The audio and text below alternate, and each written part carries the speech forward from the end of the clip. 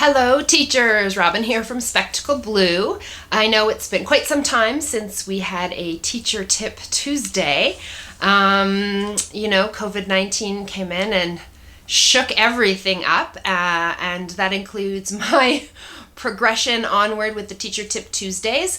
But in an effort to try and normalize what we can here at Spectacle Blue, we have relaunched our Teacher Tip Tuesday. So welcome to the first of the new. So I wanted to just address a couple of quick things with all of you. The first one being that now that we are many weeks here in Alberta, we're into week number 6 now of the COVID-19 self-isolation requests. And obviously we all are not in our studios, in our gyms. We're not training and our students aren't training. And, we've been working really hard to try and make sure that they're getting some conditioning. So when we get back into the studio, they're as strong as ever. But there is something that's starting to happen because we're getting a little bit restless.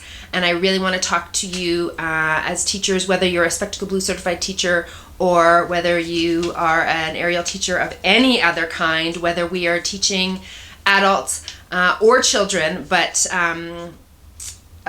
keeping special mind that when we are teaching children, our parents and our students, what we say, they take at face value, and they don't always critically question it, especially the kids, when what they want more than anything is to get onto the equipment. And so I think we need to be super mindful as coaches and teachers of aerial work that safety is still our number one priority, and putting forward safe programming and putting forward a safe and responsible response to where we are is our number one priority. The first thing that our job is to ensure the safety and protection of our students, no matter how old they are, from professionals all the way down to children. And so what I want to talk about today, firstly, is equipment.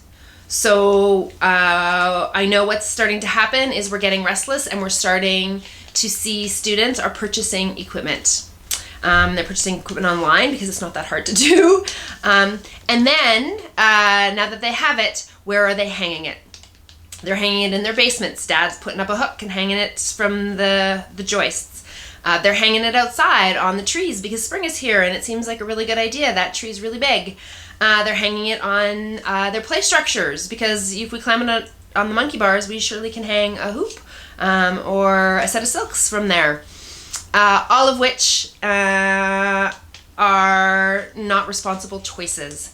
And we as teachers need to be actively discussing with our students what is safe and what is not safe. At Spectacle Blue, we are always talking about the safety of the rigging and the safety of the equipment, and making sure that in our buildings a rigger is coming in and an engineer is coming in to certify and make sure that that building is safe before we hang any equipment on it. So let's not throw all of that information and all of that knowledge about safety out the window because we're getting restless and our students are getting restless. So I encourage you to discourage your students from the practice of equipment at home. I know that one of the arguments that we come across is if my kids have been swinging on the swing set, why can't we hang a piece of aerial equipment?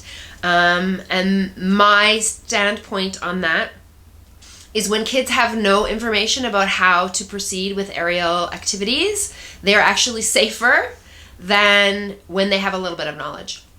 And parents may be sitting there on the picnic table reading their book or scrolling through their Facebook while their kids are on the equipment, but that's not actually protecting our students. All that's happening is if there's an accident, the parents are right there to witness it and get them to the hospital faster. Parents don't know if that's correct technique, if that's correct form. Yes? And typically on a swing, we're swinging.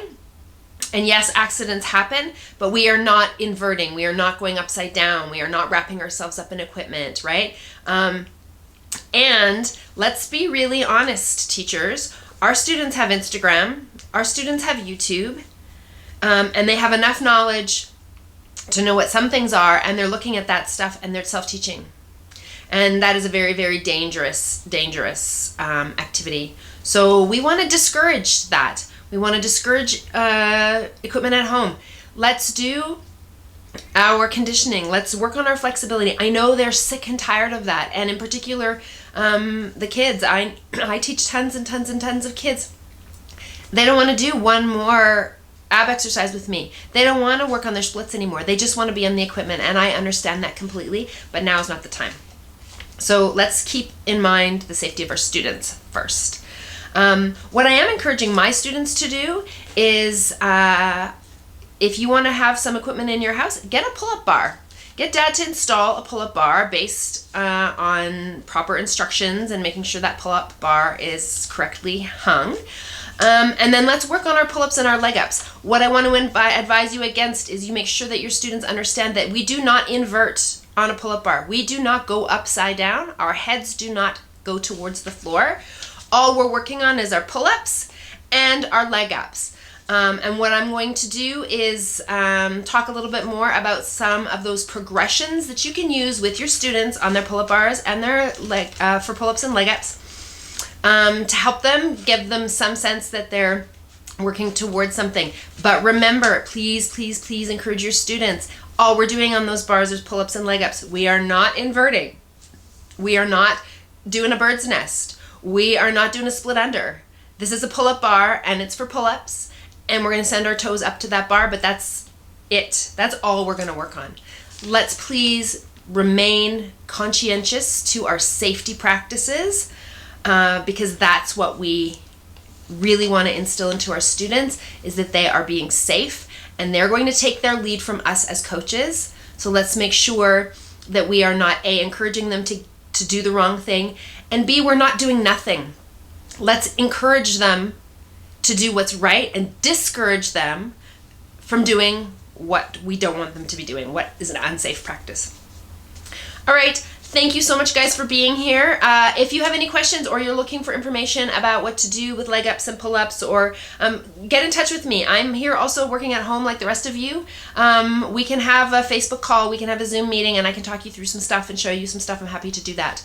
Whether you're a Spectacle Blue aerial dance teacher, or you're just a teacher who has an aerial program and you just want to know more. I want everyone to be safe, so please reach out to me. I'm happy to help. Okay, everybody have a wonderful and safe day and week ahead, and I will see you next Tuesday for another Teacher Tip Tuesday. Thanks. Have a great day. Thanks for joining us today, and I hope you got something out of today's teacher content tip. If you're looking for some of our other tips, you can head to our website at www.spectacleblue.ca. Click on the link for teacher training. All the videos are there at the bottom for you. Stay connected with us. You can subscribe to our newsletter at www.spectacleblue.ca. You'll get these weekly videos sent directly to your inbox. Go to YouTube and subscribe to our channel. We are Spectacle Blue. Follow us on Facebook at Spectacle Blue Studios or on Instagram at Spectacle Blue.